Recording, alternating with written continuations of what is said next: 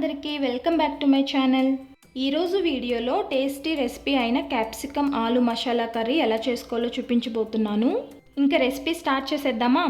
ముందుగా మనం ఈ కర్రీ కోసం మసాలా అయితే ప్రిపేర్ చేసుకుందాం. స్టవ్ ఆన్ చేసి ప్యాన్ పెట్టుకొని 1 టీ స్పూన్ ధనియాలు, 1 టీ స్పూన్ నువ్వులు, 1/2 టీ స్పూన్ జీలకర్ర, 1/2 టీ స్పూన్ సోంపు వేసి లో ఫ్లేమ్లో కలుపుతూ డ్రై రోస్ట్ చేసుకోవాలి. ఇలా బాగా వేగిన తర్వాత స్టవ్ ఆఫ్ చేసి పక్కన పెట్టుకుందాం. ఇప్పుడు ఇవి బాగా చల్లారిన తర్వాత మిక్సీ జార్లో వేసుకొని మెత్తగా మిక్సీ పట్టి తీసుకోవాలి. చూసారు కదా, ఈ విధంగా ఫైన్గా మిక్సీ పట్టి పెట్టుకుందాం. ఈ రెసిపీ కోసం నేను 2 చిన్న క్యాప్సికమ్ తీసుకున్నా, పెద్దదైతే 1 తీసుకుంటే సరిపోతుంది. ఇవి నీట్గా వాష్ చేసుకొని ఇలా స్క్వేర్లా కొంచెం పెద్ద ముక్కలుగా కట్ చేసుకోవాలి. ఇప్పుడు మళ్ళీ స్టవ్ ఆన్ చేసి ప్యాన్ పెట్టుకొని 3 స్పూన్స్ ఆయిల్ వేసుకుందాం.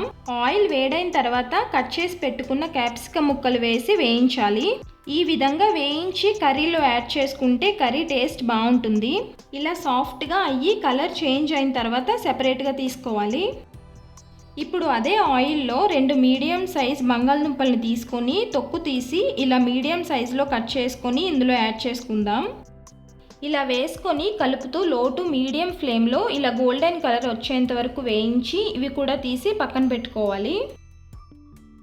ఇప్పుడు ఒక పెద్ద సైజు ఉల్లిపాయని తీసుకొని ఇలా చిన్నగా చాప్ చేసి అదే ఆయిల్లో వేసుకోవాలి.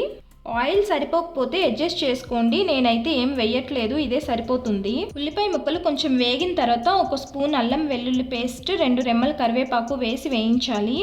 అల్లం వెల్లుల్లి పేస్ట్ పచ్చివాసన పోయేంత వరకు కలుపుతూ మీడియం ఫ్లేమ్లో వేయించి ఇప్పుడు ఇందులో కొంచెం ఉప్పు, మీ కారానికి తగ్గట్టు కారం, అలానే మనం ముందుగా మిక్సీ పట్టిన మసాలా పొడి 1/2 టీ స్పూన్ పసుపు వేసి కలుపుకోవాలి.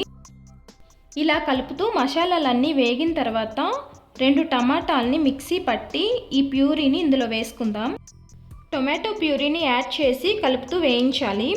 ఇలా బాగా వేగి దగ్గర పడిన తర్వాత మన గ్రేవీకి తగ్గట్టు వాటర్ని యాడ్ చేసుకుందాం.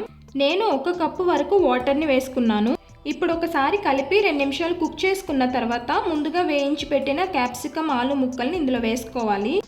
ఇలా వేసుకొని ఒకసారి కలిపి ఉప్పు సరిపోయిందా చూసి, సరిపోకపోతే అడ్జస్ట్ చేసుకోండి. నేను ఫస్ట్లో వేసుకున్నప్పుడు కొంచెమే వేసుకున్నా కాబట్టి ఇప్పుడు యాడ్ చేసుకుంటున్నాను. ఇలా సాల్ట్ని అడ్జస్ట్ చేసుకున్న తర్వాత 1/2 స్పూన్ గరం మసాలా వేసి కలుపుకోవాలి. ఇలా కలుపుకొని 5 మినిట్స్ కుక్ చేసుకుంటే గ్రేవీ కన్సిస్టెన్సీ వచ్చిన తర్వాత కొత్తిమీర వేసుకొని, నా దగ్గర కొత్తిమీర లేదు అందుకే కసూరి మేతి వేసుకుంటున్నా. ఇప్పుడు ఒకసారి కలిపి 2 నిమిషాలు ఉంచి స్టవ్ ఆఫ్ చేసుకుంటే ఎంతో టేస్టీగా ఉండే ఆలు క్యాప్సికమ్ కర్రీ రెడీ అయిపోయింది. ఇది చపాతీ, పూరి, రోటీ, వైట్ రైస్లో, వెరైటీ రైస్లోకి కూడా సర్వ్ చేసుకోవచ్చు. మీరు కూడా రెసిపీని ఇంట్లో ట్రై చేసి ఎలా వచ్చిందో మీ ఫీడ్బ్యాక్ని కామెంట్స్లో చెప్పండి.